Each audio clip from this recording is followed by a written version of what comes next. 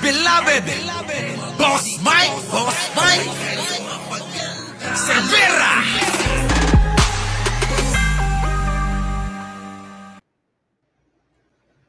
Magandang umaga, magandang hapon at magandang gabi sa mandako ng mundo naroon kayo. Siyempre, magandang buhay na rin para sa ating lahat.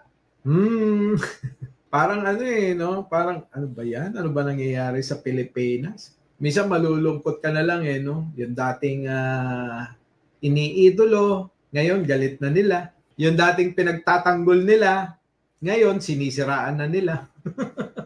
Ganun yata talaga no? Ganun yata talaga Parang yung mga nyo lang, yung mga kaibigan nyo, na akala nyong kaibigan nyo. Di ba, no? Ganun siguro. Pambira na buhay ito dito sa Pilipinas. No? Pansin ko lang dumadami talaga yung mga basher ni Pangulong Duterte. Ito tingnan nyo Nasaan ba yun? President Duterte. Nakuha mo yung point ba to?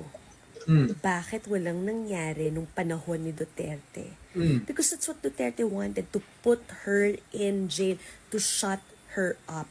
Tandaan nyo, si De Lima ang naglabas ng Davao Death Squad na yan. Si De Lima ang nag-uungkat ng lahat ng mga nangyayari dyan sa Davao at kung ano yung mga kabalastogan na ginagawa ng mga Duterte. Ano ginawa ni Duterte? Pinakulong siya. Ilang witnesses ang kino-urse at nag-recant. Kaya diba, 3 out of 3 cases, nawalan na. Hindi na siya guilty. What we want is justice. Thank you dito sa administrasyong to na at least napakawalan siya on bail. Hindi pa naman sinasabing she's not guilty on the third case, but at least we can see that justice is slowly turning for the oppressed. The people who were oppressed by Duterte na ngayon gumangaw ng kung ano-ano daw na kailangan merong opposition. Pero nung panahon niya, yung mga nag-o-oppose sa kanya, si De Lima, si Maria Ressa, kung ano-anong ginawang kabalastugan na kung ano-anong kaso para lang mapatahimik yung mga taong nagsasalita ng katotohanan. Ako mga Duterte pa talaga. Tatay Diggs, kamusta naman? Di naman, kasi ganito yan. Tinatanong ngayon ni Bato kung nung panahon ni Duterte, wala namang ganyan-ganyan at wala namang ganun-ganon. Ngayon, sinasagot na itong basher naman, okay naman yung ganyan, di ba? Sabi nga ni, kailangan may oposisyon. Parang tayo ngayon yung oposisyon kay Digong. Bakit nga ba? Syempre nga, pinakulong mo, paanong, siya lang naman yung salita ng salita porsigido para, para ikaw ay maragot sa akala niya o tingin niya na may mali kang nagawa. Di wala nga, ngayon. Nagsasalita na nga itong si De Lima. Mga basher ito Mga kabunyog, you just don't know daw what integrity is. Ay, Digong. Buminta na yan. Naluko mo na ang mamamayang Pilipino. Kita mo? Ang sakit na. Naloko mo na yung mga Pilipino, sabi dito Hindi ko sino ba to si Enzo? Minsan napapanood ko, ano ba sinasabi nito? May punto din naman May punto din Sige nga, tuloy ko nga lang ito Marami pa sila Dami nila sinasabi. Tungkol dito nga kay Tatay Diggs nyo. Simple lang naman yan, di ba mga kabunyog, mga kababayan? Simple lang yan. Ano lang ba kasi ang hinihingi sa anak niyan si Sara? Ang hinihingi lang sa anak niyan si Sara, ipaliwanag saan napunta yung 125 million. 125 million pa nga lang kasi yan na pinag-uusapan. Di ba? Saan ba nagsimula yung mga issue na yan kay Sara na nalagay siya sa alanganin? Doon lang naman nagsimula sa 125 million. Ang lahat nga lang yung 125 million di ba nga daw yung 2 bilyong mahigit yung sa Davao nung mayor siya. Syempre nga daw, confidential fund yan, kaya confidential. Hindi pwedeng busisiin, wag nyo nang hanapin, ganoon. Ba't ba hinahanap nyo pa kasi? Confidential nga daw Wag nyo nang hanapin. Pambira naman din kayo Sige, Troy. Mga kabunyog, dun lang. Sa 125 million, ano bang issue? Balikan natin yung issue. Na noong 2022, nag-transfer ang Office of the President ng 221 million papunta sa Office ng Vice President. Sa 221 million na yan, 125 million ay confidential funds. Ngayon, na-find out ng Makabayan Black nila Congresswoman Franz Castro, nirelease pala yan sa Office of the Vice President. December 13 na, patapos na yung taon. Paano niya naubos yung confidential funds na 125 million? Ayun nga, labing isang, ano ngayon, di ba? Ano ngayon kung 11 araw lang naubos yung 125 million. Kung gumastos ng 10 milyon mahigit araw-araw. Di ba? Ngayon, nagagalit nga yung marami nating kababayan, marami nating mga kongresista. Una-una dyan si Franz Castro. Siyempre, to the rescue ang Tatay Diggs nyo. Kailangan ipaliwanag nyo yung inyong mga yung mga inyong mga pork barrel dyan, kung saan napupunta at kung ano-ano pang mga pondong binibigay sa inyo ng gobyerno. Diba? Tuloy. Nalaman nila Congresswoman Franz Castro na 11 days lang. So humihingi sila ngayon, nagtatanong sila kay Sara Duterte. Nung dinidinig ang budget ng Vice President at ng DepEd, okay, tinatanong yung budget ng Vice President, pwede po bang malaman kahit man lang ideya saan napunta yung 125 million? Paano nagastos yun sa loob ng 11 days? Kung walang problema si Sara, kung talagang ginamit niya yon sa tama, wala namang issue, di dapat pinakita niya na. Ilabas nga yung mga mga liquidation natin yan. Okay, ito, itemized breakdown. Saan napunta yung 125 million na yan? Okay. Tapos, di ba? Wala nang maraming issue pa. Dinapahiya pang Makabayan Black. Oo nga. Bakit hindi nga ipakita ng kampo ni BP Sara yung mga resibo para nang sa ganun mapahiya na itong mga hinayupak na mga Makabayan Black din. Ay, nako. Alam nyo, napansin ko. Karamihan ngayon ng mga basher ng mga Duterte, dumami, lalo, dumami dahil dito sa issue ni Sara, no? Dahil dito sa issue ni Sara. Oo, kaya nga sabi ko sa inyo, dapat sinoli na lang ni Sara Dahil nga, biruin mo yung bakit pa kasi inagad-agad din naman ni Sara na ubusin sa loob ng 11 araw, di ba? Yun din yung tanong ko nahihirapan din ako sagutin yung sarili ko Di ba? Ganun lang yan Ganun lang kasimple yun. Kaya lang, hindi naman sinasagot ni Sara, ang dami niya pang patutsyada, hindi naman pinapaliwanag. Tapos ngayon, sumasawsaw na si Digong. So ano na ngayon ang issue? Tiningnan ngayon yung confidential funds tiningnan ngayon ang confidential funds ng Davao City. Sa loob pala ng 7 years ni Sara, yung kay Sara lang naging mayor si Sara 2016. Kasi nagpresidente na si Duterte. Mula pala 2016 hanggang 2022, ang confidential funds pala ni Sara, 2.6 billion. Teka muna. Laki naman 2.6 billion. Billion hindi million. Hindi million naman yun. Bakit naman ganun kalalaki itong mga confidential fund? Lahat ba ng mayor merong ganyan? Pwede palang ganun 2.6 billion in 7 years. Biruin mo kung 7 years, 2 points, daming pera nun baka naman kailangan naman ni Sara, kayo naman yung mga basher yung mga basher ko, wala na ako pinagsasabi, baka naman kailangan nga ni Sara at maraming pinaggagamitan. Ano nga ba paggagamitan ni Sara doon? 2.6 billion mga kabunyog. Lalo na ngayong napataas ang kilay ang mga kongresista, lalo na ang Makabayan Black. Sabi ng paano wala namang kilay yung isa? 'Di ba? Ay dalawa pala, wala. Di ba? Walang kilay yung dalawa Paano tataas yun? Syempre nga naman, ang daming pera, di ba? Oo. Ako'y kagayan, di ba? Try mo kayang i-message. Ay, nako. Makabayan Black, paimbestigahan natin to. Saan ba nagamit yung 2.6 billion na yan na confidential funds? Tapos, yung kay Duterte, sa loob din ng 6 years na presidente siya, mula 2018, taon-taon, 4.5 billion pesos na ang confidential funds niya. So bakit pwede naman kasi presidente naman eh, 'di ba? Okay lang 'yung presidente naman eh. Sige, pagbigyan. Pero 'di ba, pati mayo. 'Di ba no? Ba't may ganun? O ngayon damay-damay na silang lahat, ano, nasisilip ngayon 'yung ibang may mga confidential fund na mga ahensya ng gobyerno. Pero tama rin 'yung nangyari na 'yan eh.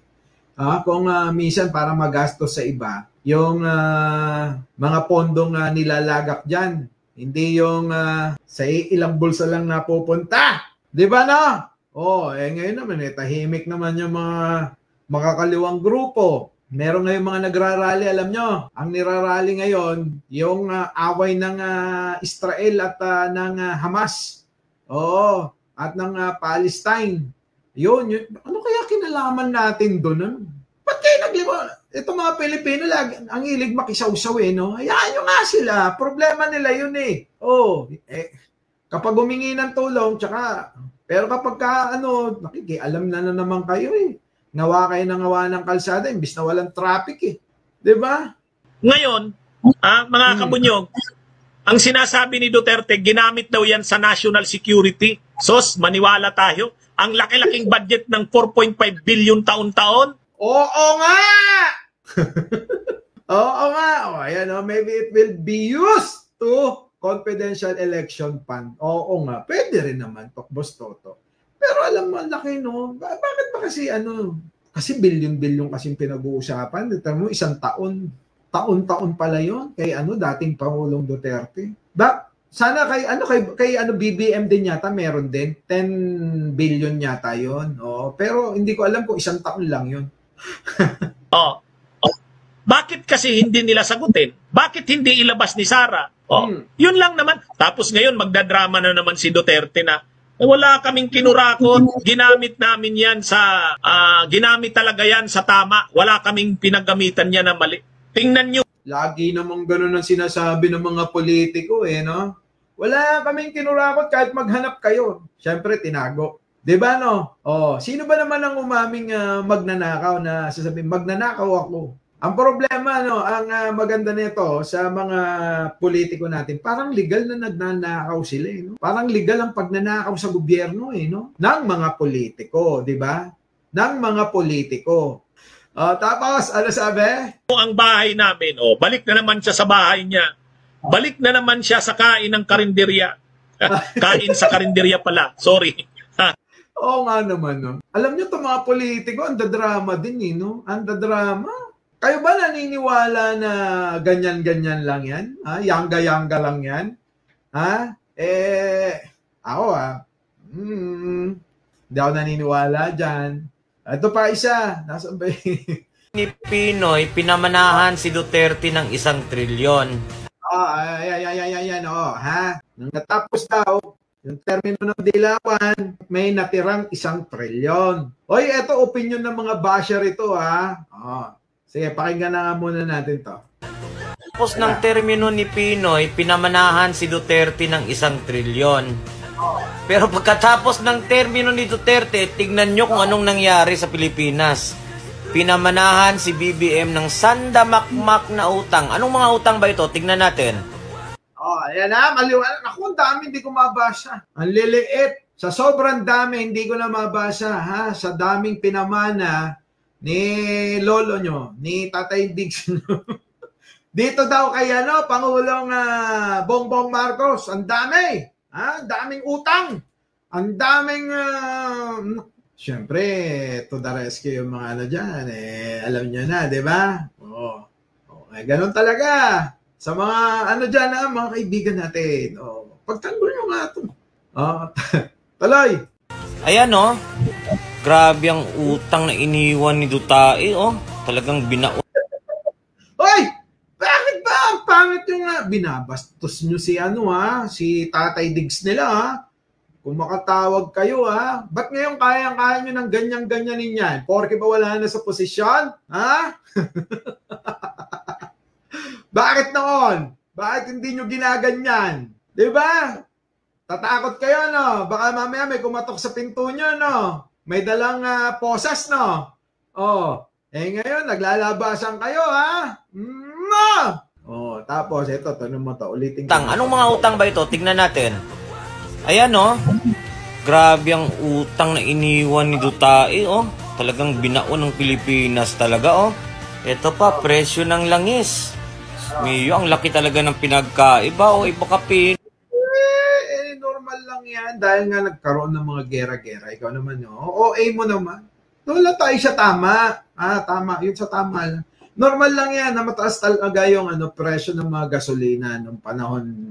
Hanggang ngayon, Oo, sa pandaigdigan naman yan. Ayan, Baka sabihin nyo, pagka mali, di ko pinupuna. Dapat maging balansi tayo. Diba? Noy, grabe. Ang laki ng diferensya. Pero ito talaga yung pinaka-the best na ginawa ni Pinoy para sa akin. Yung mga untouchable na mga corrupt, tignan nyo, pinakulong niya, Ayan, Bakit dati hindi ka nagsasalita? Pambira. Ba't ngayon nagganyan ka na, no? Sa bagay, no? Bakit nga ba pinalaya itong mga ito? Si Gloria, si Bong Revilla, si Jinggoy, si Enrile, di ba? Ano ba ito? Na-politika rin ba ito? Na-politika rin? Parang si Dilima din ba? Yung nangyari dito? Parang hindi naman na naghabla. Sa bagay, wala nang ihahabla dahil namatay agad itong si Pinoy, no? Namatay agad. Pero pag upo ni Duterte, ayan, pinalabas lahat ni Duterte yung mga corrupt. At eto ang pinaka nakaka-proud sa lahat. Rising Tiger of Asia ang Pilipinas. At sa panahon ni Pinoy, Pilipinas pa ang nagpapautang sa ibang bansa. Pagkatapos ng termino ni Pinoy. Nox. Narinig nyo yun? Nung panahon daw ni Pinoy, ang Pilipinas pa yung nagpapautang kaya nakapag-iwan siya ng pondo sa kanyang termino para naman daw kay Duterte nag-iwan ng trilyong pondo. Oo nga naman. Doon sa part na yun, may point siya. Di ba? Ayun, sa mga medyo alanganing mga puntos, wag na. Alanganin yun tapos, meron pa, meron pa dito. Yung mga pinopost naman nila. Yan. Ano sabi dito? Lakayan ko nga. Yun, dilubyo sa buhay ni Piduts et al. Yan. Ihanda mo na ang wheelchair mo, Duterte. Gayon din ng iyong mga makakasama. Pambihira. ICC is coming. Sabing ganun dito, No? Ganyan yung mga banat. Alam mo dito, ito naman sa mga TikTok, ganyan yung mga birada nila.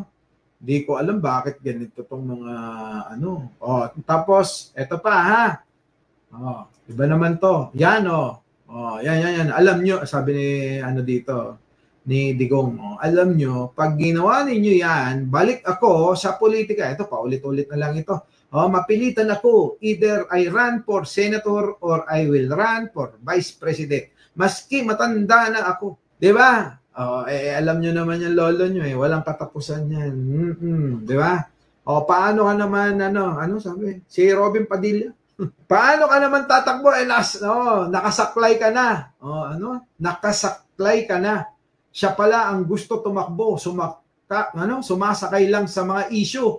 Pagod na raw siya. Pero dahil gahaman sa kapangyarihan, takbo ulit! Mga matitindating mga banat ng mga basya talaga sa social media, no? Ang pagtakbo niya ay hindi para sa bayan, kundi para sa sarili lamang. Sa bagay, may punto rin naman ito. No? May punto rin naman. Pahinga ka na, tanda. Sa ICC ka na lang. Magpahinga. Yung mga banat ng mga ngayon, alam nyo, ang dami pa niyan. Tingin-tingin lang kayo sa mga social media. Ang dami niyan. Ito pa, isa pa. Ano ba to? Ito naman si Robin, sabi dito, yung mas matalino ka pa sa Supreme Court. Ito na nga yung kahapon kasi.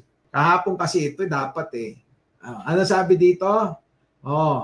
Yung Pilipinas daw ay obligado na makipag-cooperate sa ICC. Kahit pa nag-withdraw ng pagiging membro ang Pilipinas. Ayon yan sa ating Supreme Court. Kaya ngayon, walang magagawa. Kasi nasa nila yan nasa parang nasa kasunduan na kahit pa mag-withdraw kung ano yung naumpisahan, kung ano yung mga naumpisahan na mga naimbestigahan na nila ng ICC, kailangang ituloy-tuloy hanggang matapos.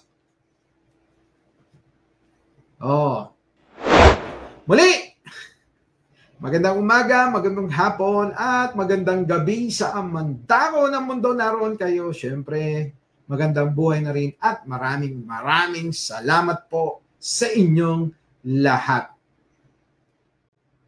Our beloved Boss Mike